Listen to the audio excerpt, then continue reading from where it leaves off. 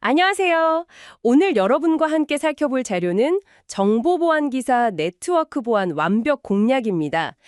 시험 준비하시는 분들도 계시겠지만, 그게 아니더라도 이 복잡한 네트워크 보안의 핵심만 좀 빠르게 파악하고 싶다. 이런 분들을 위해 중요한 내용만 뽑아왔습니다. 네, 이 자료는요, 최신 기술 트렌드 이런 것보다는 시간이 지나도 잘 변하지 않는 네트워크의 어떤 기본 원리, 그리고 핵심 보안 개념, 여기에 좀 집중하고 있어요. 네, 맞습니다. 기초가 중요하죠. 그렇죠. 건물의 기초공사처럼 튼튼한 기본기를 다지는 데 목표를 두고 있는 거죠. 네, 맞아요. 그래서 오늘 저희는 이 자료를 바탕으로 해서 네트워크의 기본 설계도라고 할 수 있는 그 OSI 모델부터 시작해서요. 실제 데이터를 실어 나르는 핵심 프로토콜들, 그리고 또 우리 시스템을 노리는 다양한 공격 방식들 있잖아요. 네네. 그거랑 그걸 막는 방어 전략, 마지막으로 우리 일상하고 아주 밀접한 무선램 보안까지 그 핵심 원리랑 서로 어떻게 연결되는지 그 관계를 좀 파헤쳐 볼 겁니다. 단순 정보 나열이 아니고요. 좀 큰 그림을 이해하는 데 집중해 보려고 합니다. 좋습니다. 그럼 네트워크 이야기의 출발점, OSI 7계층 모델부터 시작해 볼까요? 이게 왜 모든 논의의 기초가 되는 건가요? 좀 어렵게 느껴지기도 하는데. 네. 이게 사실 국제 표준화 기구 ISO라고 하죠. 거기서 만든 일종의 네트워크 통신 설계 표준안 같은 거예요. 표준화니요? 네. 가장 큰 목적은 예를 들어 윈도우 PC든 리눅스 서버든 서로 다른 회사 장비나 소프트웨어라도 문제없이 통신할 수 있도록, 그러니까 상호 호환성을 보장하는 데 있습니다. 아하. 통신하는 과정을 보면 이걸 7개의 독립적인 역할, 계층이라고 부르는데요. 이걸로 딱 나눠놨어요. 모듈화라고 하는데 이거 덕분에 특정 계층의 기술이 막 발전해도 예를 들어 무선 기술이 좋아졌다 해도 다른 계층에는 큰 영향을 안 주고 쉽게 업그레이드하거나 문제를 해결할 수 있게 되는 거죠. 통신 과정을 역할별로 이렇게 분담시켜 놓은 거군요. 마치 분업 시스템처럼요. 정확합니다. 딱 그거예요. 데이터를 보낼 때는 각 계층마다 자기 역할에 필요한 정보, 이걸 헤더라고 부르는데요. 이걸 덧붙여서 포장하는 캡슐화 과정을 거치고요. 네. 받을 때는 반대로 그 포장을 하나씩 풀면서, 그러니까 헤더를 제거하면서 원본 데이터를 찾아가는 역캡슐화를 합니다. 이 흐름을 이해하는 게 중요한데요. 왜냐하면 데이터가 어떻게 이동하는지 또 어디서 보안 문제가 생길 수 있는지 이걸 파악하는 기본 틀이 되기 때문입니다. 그렇군요. 그럼 이 7개 계층? 이걸 다 외워야 하는 건 아니죠? 혹시 특히 주목해야 할 계층이 있을까요? 물론 다 알면 좋은데 특히 중요한 계층들이 몇 개 있습니다. 데이터를 목적지까지 보낼 주소, 즉 IP 주소를 다루고 최적 경로를 찾는 3계층, 네트워크 계층, 라우터가 여기 속하죠. 네, 3계층? 그리고 데이터 전송의 신뢰성을 책임지고 또 TCP, UDP 같은 프로토콜이 동작하면서 프로세스를 구분하는 포트 번호를 사용하는 4계층, 전송 계층. 4계층 중요하겠네요. 네, 그리고 우리가 직접 사용하는 웹브라우저나 이메일 같은 서비스와 연결되는 맨 위 7계층, 응용 계층. 이 세 가지가 특히 핵심입니다. 3, 4, 7계층이요. 네, 근데 여기서 정말 중요한 포인트는 우리가 조금 뒤에 살펴볼 그 방화벽이나 IPS 같은 보안 솔루션들 있잖아요. 네. 이게 바로 이 OSI 계층 모델에 맞춰서 아주 전략적으로 배치가 된다는 겁니다. 그냥 막 설치하는 게 아니군요. 그렇죠. 예를 들어서 3계층, 4계층 정보, 그러니까 IP 주소나 포트 번호만 보는 기본적인 방화벽은요. 7계층 웹 트래픽 내용 속에 숨어있는 무슨 악성 코드나 SQL 인젝션 같은 공격은 이해를 못해요. 막을 수도 없고요. 그렇겠네요. 네. 그래서 여러 계층에서 막 동시다발적으로 발생하는 위협을 막기 위해서 다양한 보안 솔루션을 겹겹이 쌓아서 방어하는 그게 바로 심층 방어, 디펜스 인 뎁스 전략이고 이게 필수적입니다. OSI 모델은 이 전략의 어떤 밑그림, 설계도인 셈이죠. 심층 방어? 그 개념이 흥미롭네요. 여러 겹의 보호막을 치는 거군요. 알겠습니다. 그럼 이제 실제 통신을 담당하는 프로토콜들로 한번 넘어가 보죠. 4계층의 대표주자, TCP와 UDP. 이건 시험에도 엄청 자주 나온다고 하던데요. 핵심 차이가 뭔가요? 네. TCP는 딱 한마디로 신뢰성이 가장 중요합니다. 마치 중요한 서류를 등기 우편으로 보내는 것과 같다고 생각하시면 돼요. 등기 우편이요? 네. 보내기 전에 상대방하고 3단계에 걸쳐서 보내도 되니? 보내? 알았어, 보낸다. 이렇게 확인하는 절차. 이게 3웨이 핸드쉐이크거든요. 이걸 거쳐서 연결을 확실히 맺고 이걸 연결 지향성이라고 하고요. 보낸 데이터가 잘 도착했는지 일일이 확인, ACK 하고 순서가 뒤바뀌면 바로 잡아주고 중간에 사라지면 다시 보내줍니다. 이게 바로 신뢰성 보장인 거죠. 속도 조절 기능도 있고요. 아, 꼼꼼하네요, TCP는. 그렇죠. 반면에 UDP는 속도와 효율성에 거의 올인합니다. 약간 엽서 보내는 것과 비슷해요. 엽서요? 네, 뭐 연결 확인 안 합니다. 비연결성이죠.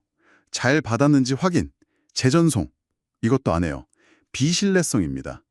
그냥 최대한 빨리 데이터를 던져주는 게 목표예요. 헤더 구조도 아주 단순해서 부담도 좋고요. 아, 그럼 언제 쓰나요? 불안할 것 같은데. 그래서 약간의 데이터 손실은 괜찮지만 실시간 반응이 중요한데 주로 쓰입니다. 예를 들면 DNS, 그러니까 주소 물어볼 때, 아니면 온라인 게임, 영상 스트리밍 같은 거요. 약간 끈져도 괜찮은 경우죠. 그렇군요. 아까 TCP의 그 3단계 확인 절차, 3웨이 핸드쉐이크가 공격에 이용될 수도 있다고 하셨잖아요. 네, 맞아요. 바로 그 점이 그 SYN 플러딩이라는 서비스 거부 공격의 빌미가 됩니다. SYN 플러딩이요? 네, 서버한테 나랑 통신 시작하자, SYN, 이 요청만 잔뜩 보내놓고요. 서버가 그래 좋아, SYN 플러스 ACK 하고 응답하면서 기다릴 때 마지막 확인, 알았어, ACK, 이걸 안 보내는 거예요. 아, 일부러 답을 안 하는 거군요. 그렇죠. 그럼 서버는 오지 않는 응답을 계속 기다리면서 자원을 계속 소모해요. 그러다가 결국 정상적인 사용자의 요청을 철회 못하게 되는 거죠. 이게 DOS 공격의 한 종류인데 이 공격은 조금 뒤에 더 자세히 보겠습니다. 네, 알겠습니다. 그럼 3계층의 핵심, IP는 어떤가요? 인터넷 주소 체계인데 여기서도 뭐 주의할 점이 있을까요? IP는 이제 데이터를 목적지까지 경로를 찾아주는 역할에 충실하지만 데이터가 정말 도착했는지 보장하지는 않습니다. 비신뢰성이죠. 아, IP 자체는 보장 안 하는군요. 네, 그건 보통 바로 윗계층인 TCP가 할 일이죠. IPv4 헤더에서는 좀 큰 데이터를 잘게 나눠 보내는 분할, 프래그멘테이션 관련 기능이 있는데요. 이 부분을 좀 교묘하게 이용한 서비스 거부 공격이 가능하다. 뭐 이 정도만 기억해 두시면 좋습니다. 네. 그리고 라우터가 최적 경로를 찾는 방식, 라우팅 프로토콜이라고 하는데 여기에는 크게 거리 벡터 방식, 이건 좀 단순하지만 느릴 수 있고요.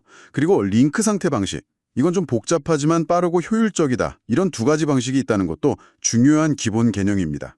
알겠습니다. 이런 통신을 그럼 안전하게 만드는 기술로 IPsec하고 SSL TLS가 자주 언급되는데 이 둘은 어떻게 다른 건가요? 비슷해 보이기도 하는데요. 네. 둘 다 암호화를 통해서 통신을 보호하는 건 맞는데요. 작동하는 계층하고 보호하는 범위가 좀 다릅니다. 계층이랑 범위요. 네. IPsec은 3계층, 그러니까 네트워크 계층에서 작동해서요. IP 패킷 자체를 암호화하고 인증합니다. 운영체제 수준에서 거의 모든 IP 트래픽을 보호할 수 있어요.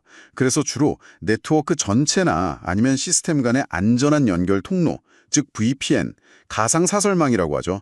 이걸 만드는 데 많이 쓰입니다. 아, VPN이 IPs의 기반이군요. 네, 핵심 기술이죠.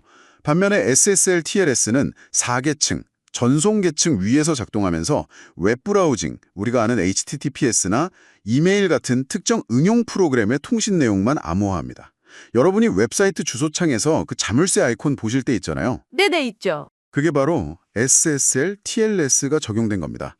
즉, 정리하면 IPsek은 시스템 전체 트래픽을 좀 투명하게 보호하고 SSL TLS는 특정 앱의 통신 세션만 보호합니다. 뭐가 더 좋다? 이런 문제라기보다는 보호하려는 대상과 범위에 따라 선택하는 문제라고 보시면 됩니다. 아하, 보호 범위가 다르군요. 시스템 전체냐 아니면 특정 앱 통신이냐. 명확해졌습니다. 이제 이론은 어느 정도 알았으니 실제로 어떤 공격들이 있는지 좀 살펴보죠. 내부 네트워크에서 벌어질 수 있다는 스니핑하고 ARP 스푸핑. 이건 뭔가요? 스니핑은 말 그대로 네트워크를 지나다니는 데이터를 훔쳐보는 행위입니다. 원래 네트워크 카드, 랜 카드는 자기한테 온 데이터만 처리하는데요. 이걸 무차별 모드, 프로미스큐어스 모드라는 걸로 바꾸면 같은 네트워크 구간의 모든 데이터를 다 받아볼 수 있게 됩니다. 모든 데이터를요? 네, 옛날에 쓰던 허브라는 장비 환경에서는 모든 데이터가 모든 곳으로 그냥 전달됐어요. 그래서 이게 아주 쉬웠죠. 그냥 듣기만 하면 됐으니까요. 아, 허브 때는 그랬군요. 네. 하지만 요즘 쓰는 스위치는 목적지 주소, 맥 주소라고 하죠. 이걸 보고 해당 포트로만 데이터를 딱 보내주기 때문에 단순 스니핑이 어려워졌어요. 네, 그렇죠. 그래서 공격자들은 이제 스위치를 속여서 데이터 흐름을 자신한테 오도록 조작하는 방법을 쓰게 된 겁니다. 그 대표적인 게 바로 ARP 스푸핑이고요. 스위치를 속인다니 그게 어떻게 가능한 거죠? 네, 그 ARP라는 프로토콜이 IP 주소, 우리가 아는 그 인터넷 주소죠.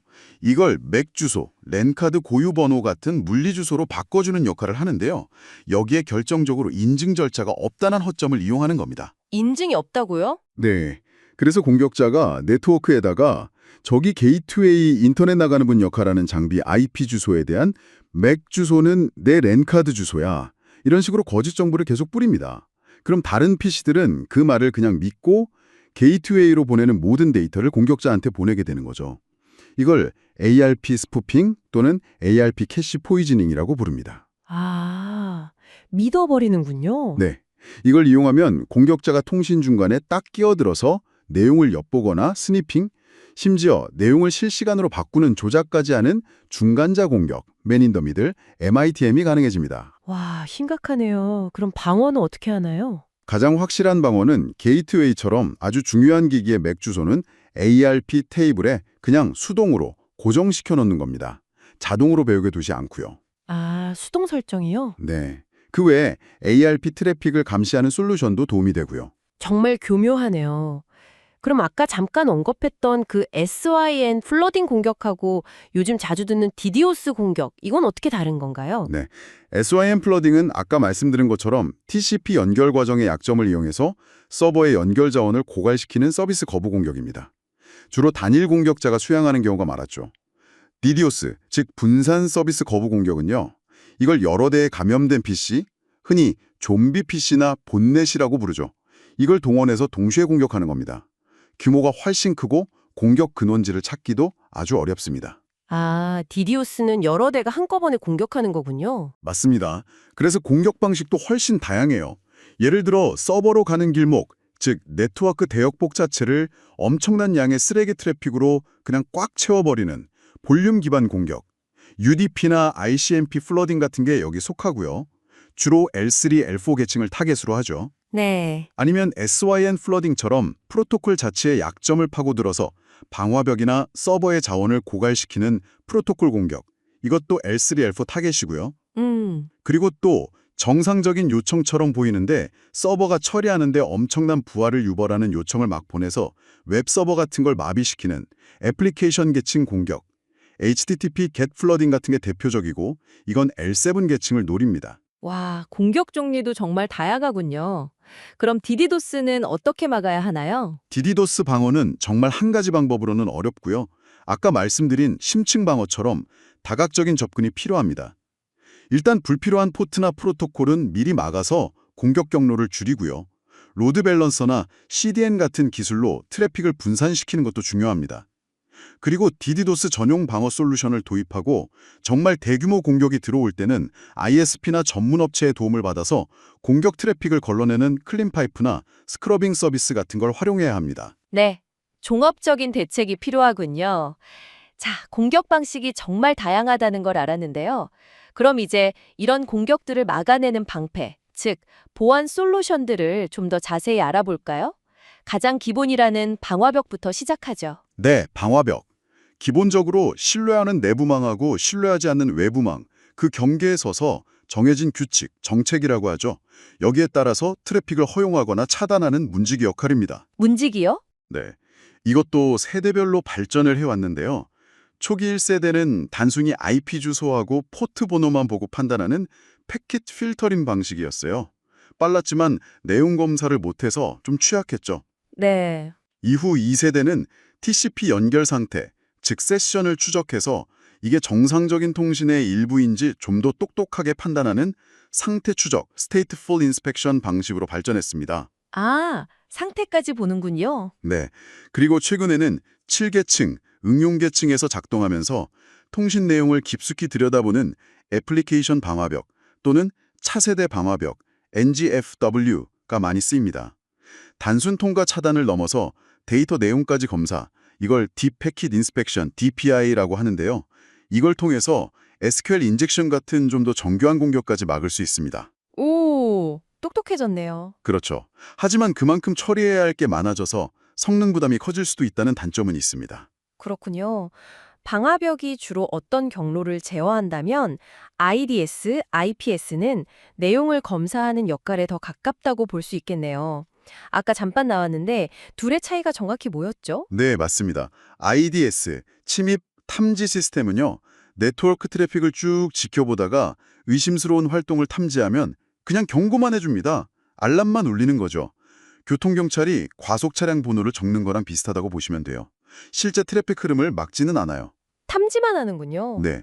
반면에 IPS, 침입 방지 시스템은 탐지뿐만 아니라 악성 트래픽이라고 판단되면 실시간으로 차단까지 합니다. 과속 차량을 강제로 딱 멈춰 세우는 경찰 같은 역할이죠. 아, 차단까지 확실하네요. 네. 그래서 IPS는 실제 네트워크 경로 중간에 직렬로 설치해 인라인 되어야 하고요. 만약에 이 IPS 장비가 고장나면 네트워크 전체가 멈출 수도 있기 때문에 안정성, 즉 고가용성 HA 확보가 아주 중요합니다. 그렇겠네요. 그럼 얘네는 어떻게 공격을 탐지하나요? 탐지 방식에는 크게 두 가지가 있습니다. 하나는 시그니처 기반 탐지, 다른 말로 오용 탐지라고도 하는데요. 이건 이미 알려진 공격 패턴 목록, 시그니처 DB랑 비교해서 일치하면 잡아내는 방식입니다. 정확도가 높은 편이지만 당연히 알려지지 않은 새로운 공격은 놓칠 수 있겠죠. 이걸 미탐, 폴스 네거티브라고 합니다. 네, 신종 공격은 못 잡는군요. 그렇죠. 다른 하나는 행위 기반 탐지 또는 이상 탐지 방식입니다. 이건 평소에 정상적인 트래픽 상태를 계속 학습해 두고 있다가 여기서 벗어나는 비정상적인 행동 패턴을 탐지하는 거예요. 오, 그럼 새로운 공격도 잡을 수 있겠네요. 네, 그럴 가능성이 있죠. 제로데이 공격 같은 것도요. 하지만 단점은 정상적인 활동인데 평소와 좀 다른 패턴을 보이면 이걸 공격으로 오해할 수도 있다는 겁니다. 이걸 오탐, false positive라고 하죠. 정상을 공격으로 잘못 판단하는 거예요. 아, 오탐과 미탐. 네, 알겠습니다. 내부 보안을 강화하는 NAC, 네트워크 접근 제어라는 것도 있던데요. 이건 어떤 개념인가요? 아까 자료에 있던 클럽 비유가 되게 이해하기 쉬웠는데 한번 설명해 주실 수 있나요? 아, 네. 그 클럽 비유가 NAC의 역할을 정말 잘 보여주죠. NAC는 클럽 입구의 바운서 같다고 생각하시면 됩니다. 바운서요? 네. 클럽에 들어가려는 사람, 즉 네트워크에 접속하려는 모든 단말기, 뭐 PC든 노트북이든 IoT 기기든 전부 다요. 이 단말기의 신분증, 사용자 인증 같은 거죠. 하고 복장 상태, 백신은 최신인가? 필수 보안 프로그램은 깔렸나? 같은 보안 정책 준수 여부를 먼저 검사하는 겁니다. 아, 미리 검사하는군요. 그렇죠. 그래서 기준에 미달하면 아예 입장을 안 시키거나 네트워크에서 격리, 아니면 뭐 특정 구역, 제한된 네트워크 접근만 허용하는 거죠. 즉, 안전하지 않은 단말기가 우리 네트워크에 함부로 발을 들이지 못하도록 하는 일종의 사전 검역 시스템이라고 보시면 됩니다. 중요하겠네요. 요즘 기기들이 워낙 다양하니까요. 맞습니다. BYOD, 개인기기 사용이나 IoT 기기가 늘면서 내부에서 발생하는 보안 위협이 중요해졌거든요. 그래서 NAC가 더 주목받고 있고 요즘 많이 이야기하는 제로 트러스트 보안 모델의 아주 핵심적인 요소이기도 합니다. 제로 트러스트요. 그럼 방화벽, IPS, NAC가 어떻게 서로 협력하는 건가요?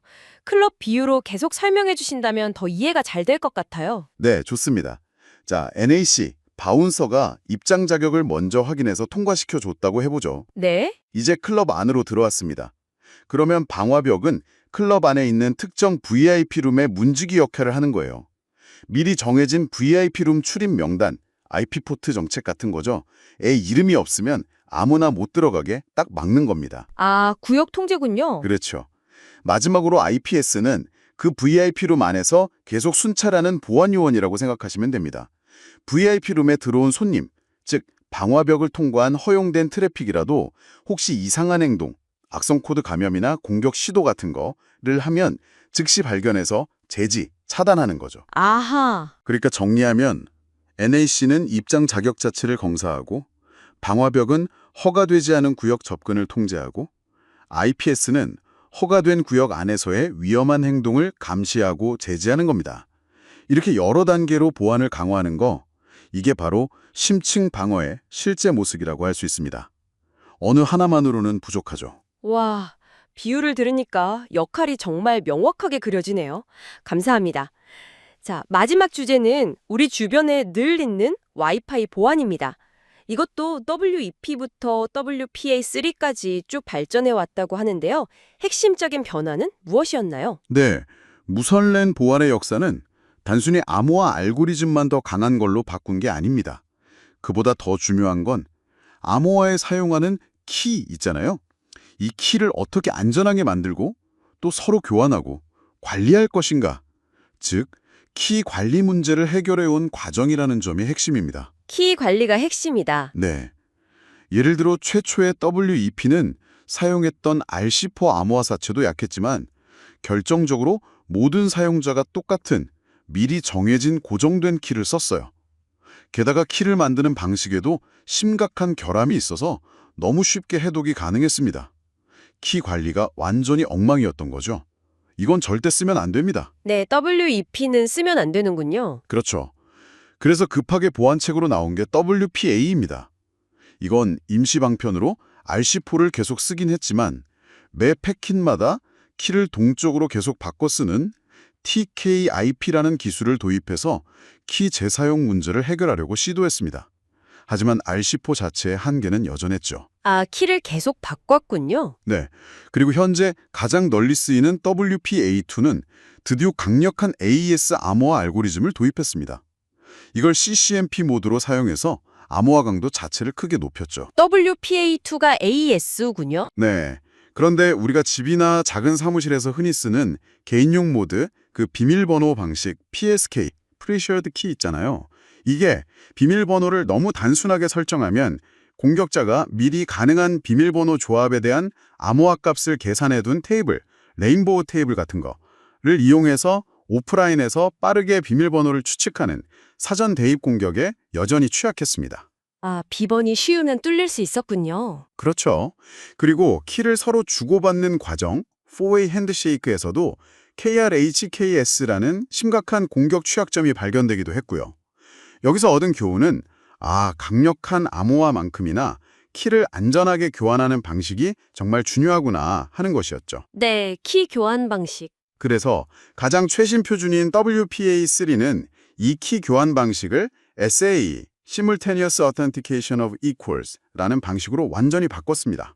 SA요? 네, 이 SAE의 가장 큰 장점은 설령 사용자가 좀 단순한 비밀번호를 쓰더라도 아까 말한 그 오프라인에서 빠르게 비밀번호를 때려 맞추는 사전 대입 공격을 원천적으로 불가능하게 만들었다는 겁니다. 오, 어떻게 그게 가능하죠? 공격자가 비밀번호를 추측하려면 매번 실제 네트워크에 접속해서 인증을 시도해야만 해요. 오프라인에서는 계산 자체가 안 되게 해요. 그러니까 훨씬 더 어려워지고 시간이 오래 걸리게 된 거죠. 그리고 또 개방형 와이파이, 그러니까 카페 같은 데 쓰는 비밀번호 없는 와이파이의 보안을 위한 OWE, Opportunistic Wireless Encryption이라는 기능도 추가됐고요. 아, 정말 큰 발전이 있었네요. 단순히 암호만 세진 게 아니라 그 암호의 열쇠인 키를 어떻게 다루느냐가 계속 발전해 온 거군요. WEP의 그 고정된 키에서 WPA TKIP의 동적 키, 그리고 WPA3 SAE의 안전한 키 교환까지. 아, 정말 중요한 포인트 같습니다. 그렇습니다. 네.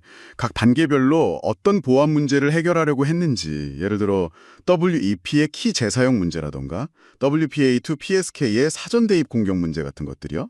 그리고 이걸 해결하기 위해서 어떤 기술, TKIP나 AES, SAE 같은 것들이 도입되었는지를 이렇게 연결해서 이해하는 것이 핵심이라고 할 수 있습니다. 네, 잘 알겠습니다.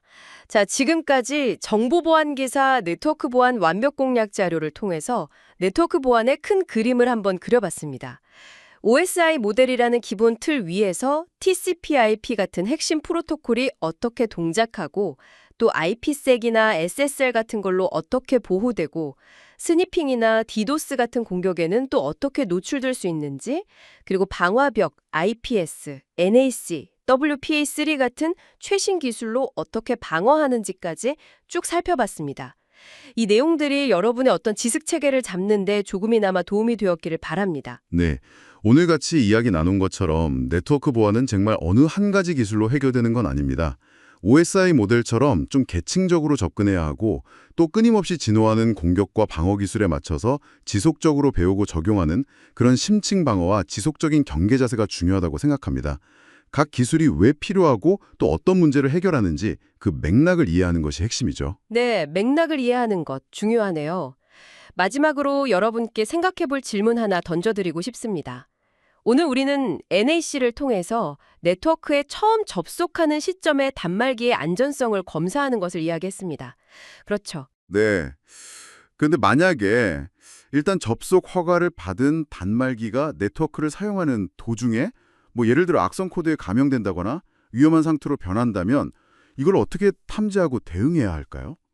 즉, 한 번 신뢰했던 대상이라도 계속해서 신뢰할 수 있는지 지속적으로 검증하는 방법은 무엇일까요? 이건 요즘 중요하게 이야기되는 제로 트러스트 보안 모델이 중요하게 다루고 있는 어떻게 보면 현재 진행형인 과제이기도 합니다. 한 번쯤 고민해 보시면 흥미로울 것 같습니다.